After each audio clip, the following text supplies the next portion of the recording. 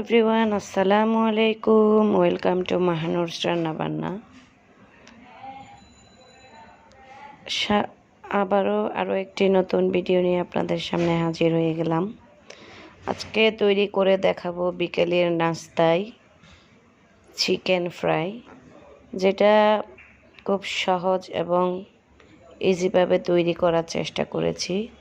ঝটপট বিকেলের নাস্তায় চিকেন ফ্রাইটা আপনারা তৈরি করে দেখতে পারেন। যদি ভালো লাগে অবশ্যই আমার চ্যানেলটিকে সাবস্ক্রাইব করবেন, লাইক অ্যান্ড কমেন্ট করে আমাকে নতুন করে ভিডিও তৈরি করার জন্য অনুপ্রাণিত করবেন। তো চলেন শুরু করি আজকের ভিডিও। তো আজকের ভিডিও হচ্ছে মেইন টপিক হচ্ছে চিকেন ফ্রাই। তো চিকেন ফ্রাই বানাতে আমাদের কী কী ইনগ্রেডিয়েন্টস লাগছে আমি সেগুলোর সাথে আগে দেখিয়ে দিচ্ছি। এখানে আমি চিকেন নিয়েছি হাফ কেজি থেকে একটু বেশি হবে। আর নিয়েছি পেঁয়াজ বাটা। দেখেন আমি পেঁয়াজ বাটা রসুন বাটা একসাথে পেস্ট করেছি।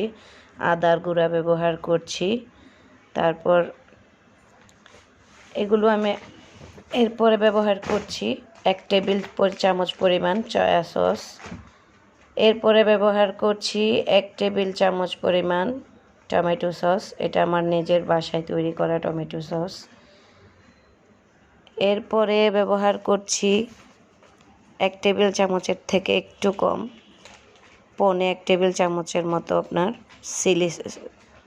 Chilli sauce. এরপরে আমি অল্প একটু পরিমাণ 1 টেবিল চামচের চেয়েও কম দুধ ব্যবহার করছি। এগুলো সবগুলোকে একসাথে খুব ভালোভাবে মিশিয়ে নিব। এতে করে আপনার ভালোভাবে এখানে ঢুকবে, চিকেনের মধ্যে প্রত্যেকটা মশলা ভালোভাবে ঢুকবে। তো এখানে যে জিনিসটা আসলে সবচেয়ে মোস্ট ইম্পর্টেন্ট সেটা হচ্ছে দুধ ব্যবহার করার কারণে হচ্ছে আপনার চিকেন ফ্রাইটা একটা জুসিনেস ভাব নিয়ে আসবে। এরপরে দেখতেই পাচ্ছেন আমি গরম মশলা ব্যবহার করেছি। এই গরম মশলাটা আমার চ্যানেলে রেসিপি দেওয়া আছে, যদি কারো প্রয়োজন মনে করেন অবশ্যই দেখে নিতে পারেন। আর সামান্য পরিমাণ গোলমরিচের গুঁড়া ব্যবহার করছি।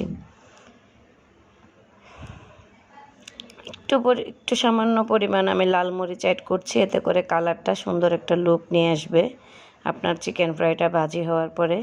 তো লাল মরিচের গুঁড়া দিয়েছি আমি 1.5 চা চামচের মতো। সামান্য একটু হলুদের গুঁড়া ব্যবহার করছি, এতে কালারটা ব্যালেন্স করবে। আর সামান্য একটু ধনিয়ার গুঁড়া অ্যাড করলাম।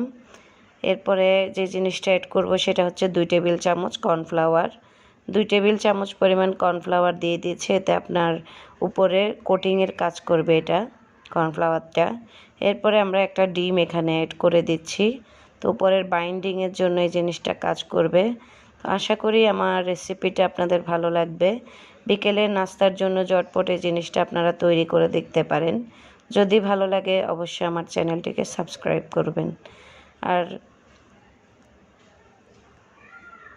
দেখতেই পাচ্ছেন আমি মোটামুটি সব কিছু মিক্সড করে নিয়েছি। অবশেষে আমি লবণটা অ্যাড করছি, কারণ সয়া সসে লবণ থাকে, তো এটা দেখে অ্যাড করতে হয়। আপনাদের প্রয়োজন অনুযায়ী আপনারা অ্যাড করে নেবেন। তো দেখতেই পাচ্ছেন অলমোস্ট আমার মোটামুটি চিকেনটা মাখানো হয়ে গেছে। এখন এটাকে আমরা রেস্টে রাখবো 1 থেকে 1.5 ঘন্টা। আরও বেশি রাখলে আরও ভালো হবে।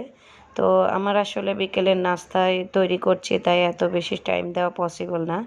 সেই জন্য আমি 1 থেকে 1.5 ঘন্টা এটাকে একটু ম্যারিনেট করে রাখবো। তো এটাকে আমরা এখন ঢেকে কিছুক্ষণ 1-1.5 ঘন্টার জন্য রেখে দিয়ে আমরা পরবর্তীতে দেখিয়ে দিচ্ছি চিকেন ফ্রাইটা।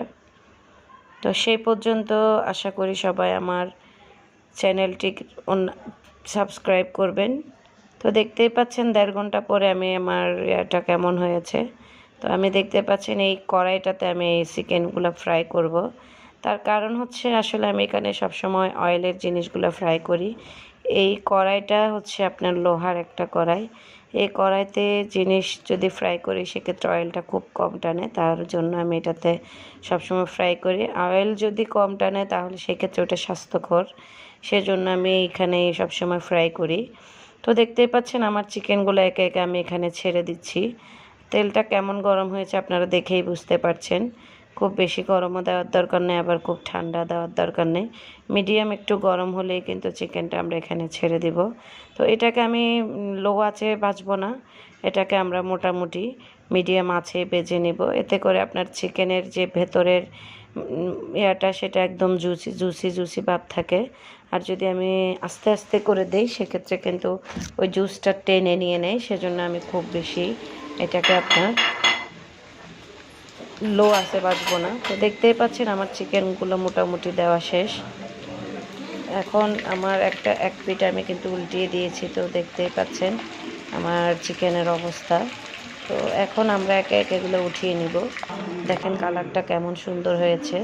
তো লাল মরিচ অ্যাড করার কারণে এই কালারটা এত সুন্দর একটা লুক নিয়ে এসেছে। তো লাল মরিচের গুঁড়াটা অবশ্যই চেষ্টা করবেন অ্যাড করার জন্য। তো দেখতেই পাচ্ছেন কালারটা কেমন লোভনীয় হয়েছে।